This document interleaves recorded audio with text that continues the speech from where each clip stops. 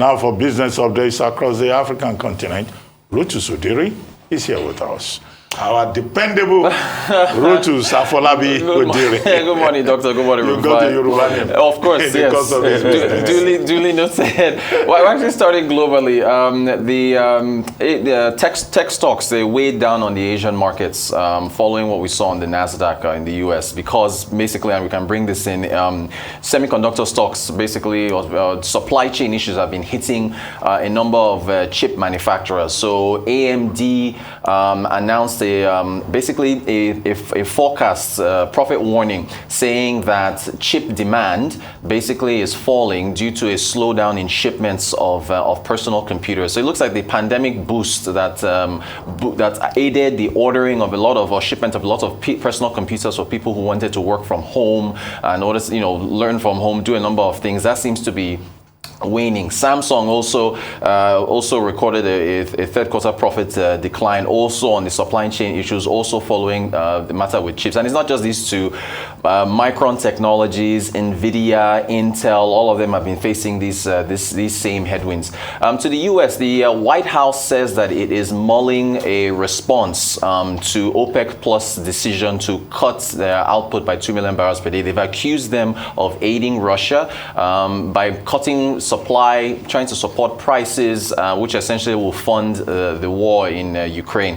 They are saying nothing is off the table. The options they are looking at, the petroleum reserves that they have, the SPR, which they might release into the markets, in the US market at least, to try and support fuel prices. Biden has an election coming up, and if fuel prices climb again, the Democrats are defending a number of seats in Congress. He's trying. You could say it's political. We move to US jobs. The markets are awaiting the non-farm payrolls later on today, 8:30 Eastern time. It is expected that the labor market may have cooled in September. I think the market's expectations is for 260,000 jobs that were created in the US. I think it was 315,000 in August. It was 512,000 or so in July. And basically, the Federal Reserve is going to be looking at this number because they're trying to, forcefully cool the market in order to see rates come down. So depending on how these job numbers come out, you will see a corresponding response from the Federal Reserve in terms of whether or not they continue to hike rates. The language they're putting forward is that they will continue because the labor market still seems to be pretty hot. They've defied job expectations now for the last few months. We go to Europe. European leaders have met in Prague. You see Olaf Scholz from Germany, Emmanuel Macron from France, von der Leyen, who was head of the EU Commission, Liz Truss. They talk trade, they talk security. Europe is trying to form a unified front against Russia. Von der Leyen is trying to get a cap on Russian oil. There's been a little bit of disunity there, but they're in Prague. They're talking a whole lot of things about a whole lot, and they're trying to form a unified front. So that's what's happening in Europe. And then we come to the African side of things. The L-share index suffered its biggest drop, that's in Nigeria this year, 3.27% drop. It was mostly driven by sell-offs in telecommunications stocks, so Airtel, MTN. Banking stocks have also really been under a lot of sell pressure recently. So that's what we're seeing on the Nigerian Stock Exchange. In fact, now the year-to-date, I believe it's up by 10%. It was high as 17% earlier in the year. And then finally, Dangote Cement puts out a letter, press release rather, saying that their Obajana plant in Kogi State was closed by, in fact, the letter says thugs that were at the behest of the Kogi State government. The Kogi State government claims that taxes have not been paid, and even the ownership of the Obajana plant, they're claiming that that's also being disputed. The Manufacturer Association of Nigeria, the president, Mansour Ahmed, came out and said that this is anti-business practice. I should point out he is a director on Dangote Cement, and they've mentioned the fact that this is anti-business practice. So there's a back and forth. I think we have the letter that they put out yesterday where they stated that this affected the safety of their staff. They said the Dangote Cement is a job creator and a tax-paying entity, and essentially the Kogi State government shouldn't be carrying out these kind of actions. I mean, I'd like to comment on that. When I saw that story yesterday, I was like, what is the Kogi State government thinking in their heads? Are they really, really okay? Are they really okay? Man, we need to call out this. You can't create anything of economic value in your state. Somebody has come to create something of massive economic value. You are treating businesses this way. It's not, I mean, you are treating businesses this way. I think the state government should be called out. They are escalating it to the Ministry of Trade and Investments. They should be called out. And that's why you see things like this make people get scared. You want foreign investors to come in. You think they are not going to see this. You think this has not gone worldwide. Which foreign investor will come to a country or a state where they know that all of a sudden touts can just come all of a sudden and shut down your production line? Do you know how much the company has lost? Even if they have taxes, do you stop production? But they're disputing that. They're saying they've paid all their taxes. And and if they say they've paid all their taxes, there are ways you can reconcile things. Right. And you talk, but you don't need to stop production and stop what is going on in that place. The Kogi State government should be given, should be given a very, very, very thorough warning. Nigeria wants businesses to come. You don't do this because the optics look bad for our country. We want to grow, we want to produce. Only the few, part of the few production lines that are still going on in Nigeria. Do you know how manufacturers of Nigeria is complaining about how difficult things are? One of the few people that are still manufacturing out of Nigeria, and you're making life difficult for them. Is this the best way to go about things? No, we repudiate the Kogi State government this morning big time. No, that's not done. And sorry, I just wanted to double up on something I said before. A lot of political parties have been saying that they have their manifesto. YPP has said, okay, they've got their manifesto on their website. PDP has theirs, okay. So I removed those two from the other one, but it still remains APC and other political parties. So, but real quickly, we should ask them about the budgets and how they plan to close the budget deficit. That's another one. So, but real quickly, I'd like to talk about Europe. Europe is trying to close ranks, but you see, it's easier said than done. Ursula von der Leyen has been able to see the effect that Russia has.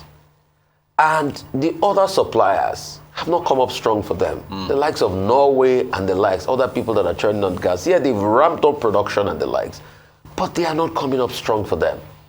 So it's still problematic. And that's why you saw that Nord Stream was affected recently. They saw the cuts. This problem has even snowballed to England. Only recently, yesterday, the power authorities came out to say that worst case scenario, there might be up to 3-hour power cuts during the winter. And that is coming. Now they've told people, if you want to do your laundry, do it at off-peak period.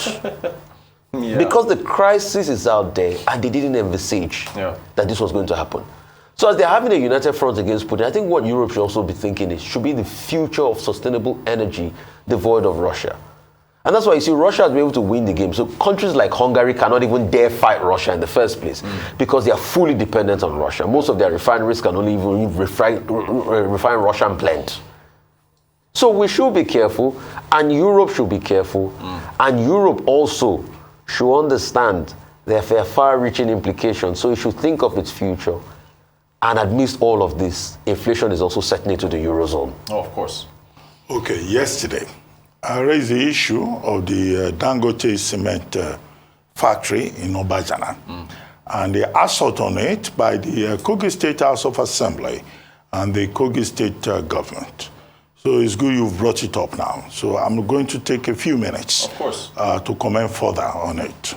Now, in its window space today, this day newspaper has a statement by Mansour Ahmed of the Manufacturers Association of Nigeria saying that what the Kogi State government and the Kogi State House of Assembly has done is insensitive, is illegal, and that it is capable of discouraging investment.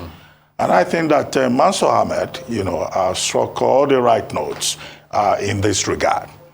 Now, what the Kogi State government has done in response to public reaction to this is to release the report of a committee that was headed by the state, the secretary to the state government, SSG, they call such persons, saying that, in fact, Obajana Cement Company does not even belong to Dangote, that it belongs to the community. And they got a resolution from the House of Assembly, the Kogi State House of Assembly, to affirm that. Okay, so this is a case of the Kogi State House of Assembly and the government working in concert. What are the issues here? Number one, what is the legal force of a resolution by a House of Assembly or by a National House of Assembly? People should investigate that. A resolution is merely advisory. That's what the law says. So in other words, it's the state government fighting the Dangote cement factory.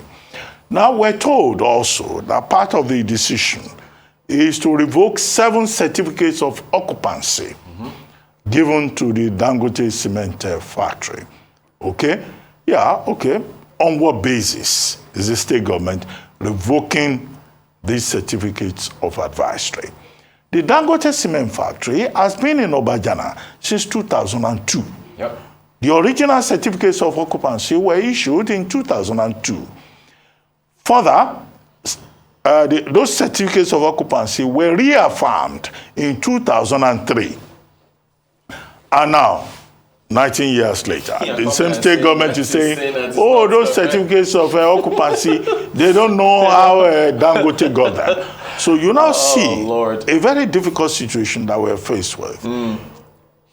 Reference in Link Wan Yun's book, From the Third World to the First, about how in West Africa, we have an unusual situation whereby people make laws to serve their own purposes. Yeah. And he said that is the biggest dilemma that we have in Africa. We have just seen a similar situation in Rivers State.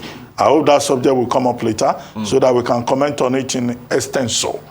So, if the Kogi State government has issues with Dangote cement, I thought that there could have been other ways to go about it. They could have gone to court, for example, and the matter could have been determined legally, rather than to use, the House of Assembly or a committee, to commit, something that looks untidy. The second thing is that issues have been raised about thugs being used. It's in the letter. Yeah, so that they wrote. Thugs being used will amount to the state government taking the law into its own hands. Exactly. The laws of Nigeria do not recognize jungle justice. Yeah. The third point with regard to the Obajana situation is that this same Obajana situation, according to the traditional rulers in the affected communities, they say they don't have a problem with the Dangote cement factory. They say, in fact, the Dangote cement factory has been creating jobs. Yep. In fact, the Dangote cement factory says they've been paying taxes. Yep. So what exactly is the problem? Right. So this is something that the Kogi State government will need to deal with very quickly in the remaining minutes. Let me comment on the U.S. reaction to OPEC. To OPEC Plus. Yeah. OPEC Plus, yes, took this decision. The energy minister, as I pointed out again yesterday, of Saudi Arabia said the move is not political, it's to stabilize prices. But there is a political dimension to it. Yeah.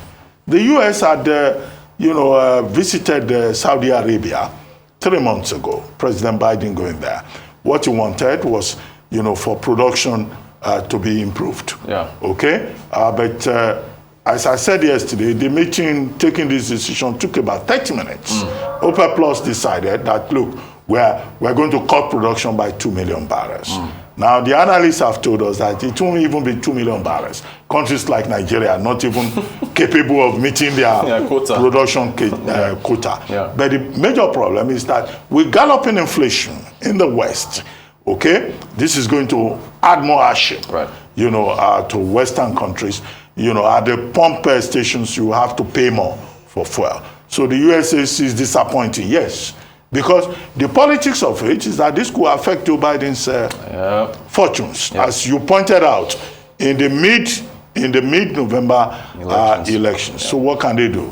They can release more shale oil from the strategic reserve, which you referred to. But they can also get Congress to make legislation.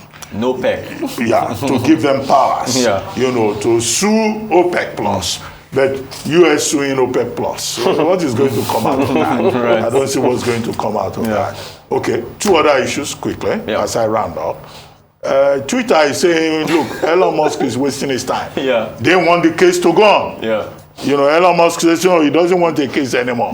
You know, that's quite interesting. We'll see how that plays out. Yeah. And then Nigerians that are in UK, all of a sudden, they seem to be in a place where they can be more useful to the British. Yeah. Because now that they say during winter there will be power cuts 3 hours a day, and we are used to it. They can come and carry generator. Now, if you want to japa, you better go with your generator. For winter, we have the experience. Yes, both better pass my neighbor. I hope UK immigration is will watching. allow that. But it's okay. This is all part of the energy crisis in the world. Thank you very much, Rich. Thank you so much. Thank you so much.